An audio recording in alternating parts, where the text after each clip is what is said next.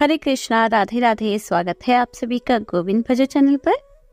जय माता दी। नवरात्रि के 9 दिनों में मां दुर्गा के 9 रूपों की सच्चे मन से पूजा अर्चना करके घर से सारी नकारात्मकता और जीवन की सारी बाधाएं दूर हो जाती है। मान्यता है कि नवरात्रि के दिनों में की गई पूजा पाठ को मां दुर्गा जल्दी स्वीकार करती हैं और अपने भक्तों की खाली झोलियां खुशियों से भर देती हैं।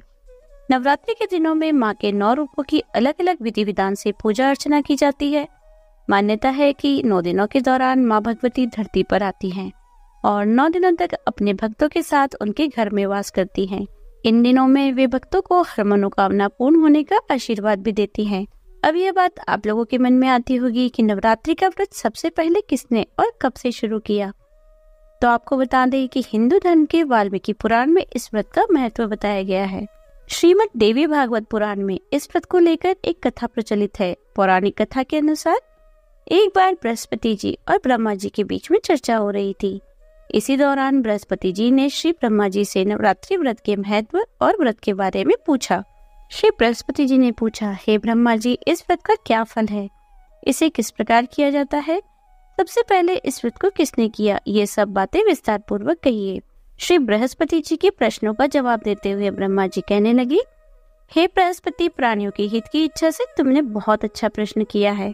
जो भी मनुष्य मनोरथों को पूर्ण करने वाली माँ दुर्गा, महादेव, सूर्य और नारायण का ध्यान करता है वह धन्य है और यह नवरात्रि व्रत संपूर्ण कामनाओं को पूर्ण करने वाला है। इस व्रत को करने से पुत्र सुख, धन, विद्या और सुख की प्राप्ति होती है। रोग दूर हो जाते हैं, घर में सुख समृद्धि की वृद्धि होती है, बांझन को पुत्र मिलता है और समस्त पापों से सबको मुक्ति मिलती है। जो मनुष्य नवरात्रि के दिनों में मां जगदम्बा की पूजा नहीं करता या जो नवरात्र के व्रत नहीं करता वह अनेक दुख भोगता है। व्रत करने वाला भक्त सारे दिन का उपवास न कर सके तो एक समय भोजन करे और 9 दिनों तक अपने परिवारजनों सहित नवरात्रि व्रत की कथा को पढ़े अथवा सुने। हे बृहस्पति, अब जिसने सबसे पहले इस महान व्रत को किया वह कथा मैं तुम्हें सुनाता हूँ। श्री ब्रह्मा जी कहने लगे, प्राचीन काल में मनोहर नगर में पीठक नाम का एक अनाथ ब्राह्मण रहता था। वह माँ दुर्गा का अनन्य भक्त था। उसकी एक कन्या उत्पन्न हुई जो कि सर्व गुणों से संपन्न थी। वह कन्या अपनी सहेलियों के साथ खेलती कूदती इस प्रकार बढ़ने लगी जैसे शुक्ल पक्ष में चंद्रमा की कला बढ़ती है। वह ब्राह्मण प्रतिदिन जब नियम से माँ दुर्गा की पूजा करके होम किया करता तो उसकी पुत्री भी नियम से वहाँ उपस्थित रहती थी। एक दिन उसकी पुत्री सुमति भगवती माँ के पूजन में उपस्थित नहीं हुई। उसके पिता को पुत्री की ऐसी असावधानी देखकर बड़ा क्रोध आया। वह पुत्री से कहने लगा, अरे दुष्टा, आज तूने भगवती का पूजन नहीं किया, इस कारण किसी कुष्ठ रोगी या दरिद्र मनुष्य के साथ तेरा विवाह कर दूंगा। पिता की यह बात सुनकर सुमति को बड़ा दुख हुआ और वह अपने पिता से कहने लगी, पिताजी, मैं आपकी पुत्री हूँ और सब तरह से आपके अधीन हूँ। जैसी आपकी इच्छा हो वैसा ही करो, चाहे राजा से करो, चाहे कुष्ठी से करो, चाहे दरिद्र से करो, जिससे चाहो मेरा विवाह करवा दो, पर होगा वही जो मेरे भाग्य में लिखा है। क्योंकि कर्म करना मनुष्य के अधीन है पर फल देना ईश्वर के अधीन है। अपनी पुत्री की निर्भयता से कहे गए इन वचनों को सुनकर उस ब्राह्मण ने क्रोधित होकर अपनी कन्या का विवाह सचमुच एक कुष्ठी के साथ कर दिया और अत्यंत क्रोधित होकर अपनी पुत्री से कहने लगा, हे पुत्री, अपने कर्म का फल भोगो और देखो भाग्य के भरोसे रहकर क्या करती हो। पिता के ऐसे कटु वचनों को सुनकर सुमति मन में विचार करने लगी कि अहो, मेरा बड़ा दुर्भाग्य है जो मुझे ऐसा पति मिला। इस तरह अपने दुख का विचार करती हुई कन्या अपने पति के साथ वन में चली गई और उस अत्यंत निर्जन और भयानक वन में उन दोनों पति पत्नी ने वह रात बड़े कष्ट से बिताई। उस गरीब बालिका की ऐसी दशा देखकर देवी भगवती पूर्व पुण्य के प्रभाव से प्रकट होकर सुमति से कहने लगी, पुत्री, हे दीन ब्राह्मणी, मैं तुझसे प्रसन्न हूँ, तुम जो चाहो सो वरदान मांग सकती हो।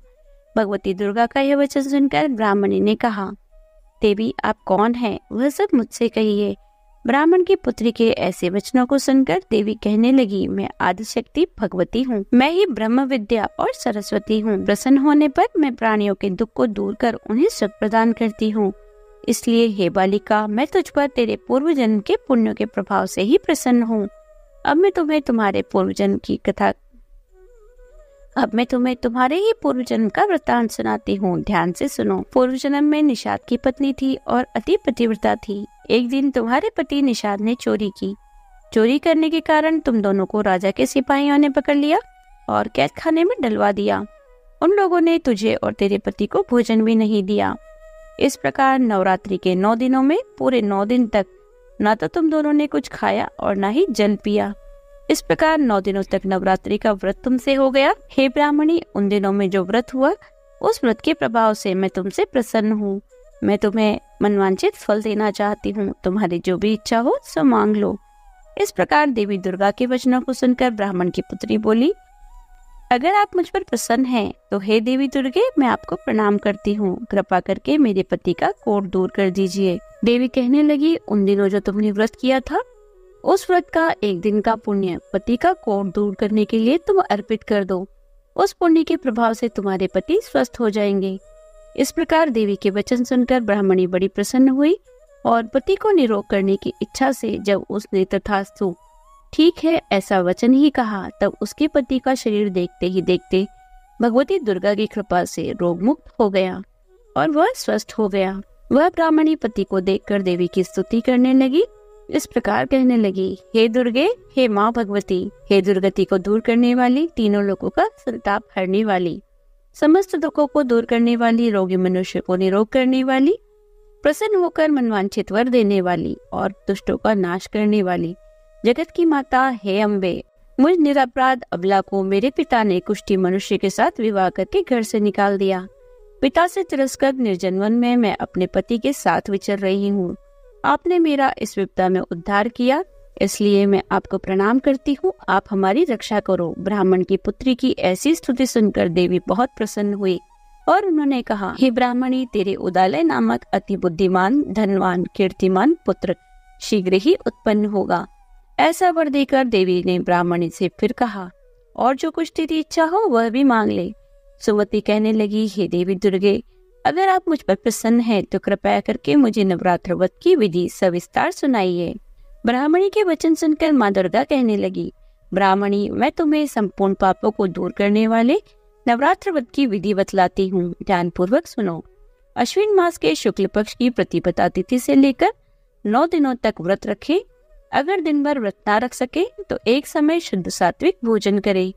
शुभ मुहूर्त में घट स्थापना करे। महाकाली, महालक्ष्मी और महासरस्वती की मूर्तियां स्थापित कर उनकी विधि विधान से पूजा करे। बिजोरा के फल से अर्घ देने पर रूप की प्राप्ति होती है। जायफल से अर्घ देने पर कीर्ति की, दाग से अर्घ देने पर कार्य सिद्ध होते हैं।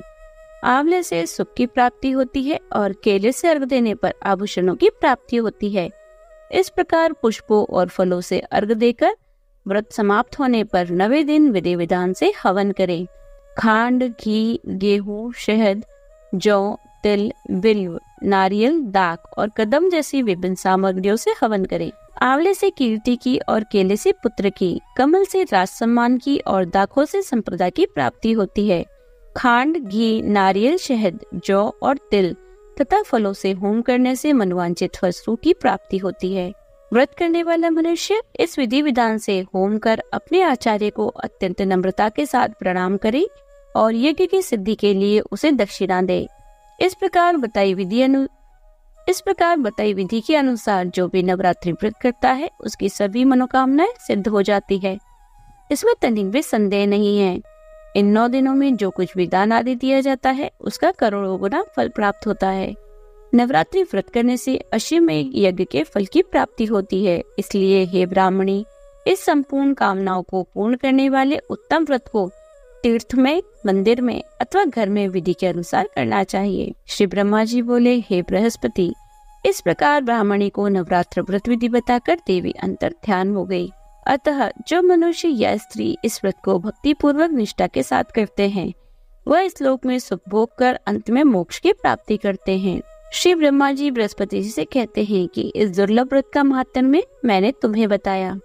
ऐसा सुनकर श्री बृहस्पति जी आनंद से प्रफुल्लित हो गए और कहने लगे, हे ब्रह्मा जी, आपने मुझ पर अति कृपा की जो आपने मुझे इस व्रत का महात्म्य सुनाया। श्री ब्रह्मा जी बोले, हे बृहस्पति, यह देवी भगवती संपूर्ण लोगों का पालन करने वाली है। इन महादेवी के प्रभाव को भला कौन जान सकता है। प्रेम से बोलिए, देवी भगवती की जय, माँ जगदम्बा की जय। माँ नव दुर्गाओं की जय। उम्मीद करते हैं आज की वीडियो आपको पसंद आई होगी। यदि वीडियो अच्छी लगी हो तो लाइक कीजिए, ज्यादा से ज्यादा इसे शेयर कीजिए। यदि आप चैनल पर नए हैं तो चैनल को सब्सक्राइब कर लीजिए, बेल आइकन को प्रेस कर दीजिए, जिससे आने वाले नए वीडियोस की नोटिफिकेशन आपको तुरंत मिल जाए। मिलती हूँ आपसे अगले वीडियो में, तब तक बने रहिए गोविंद भजो चैनल पर। हरे कृष्णा, राधे राधे।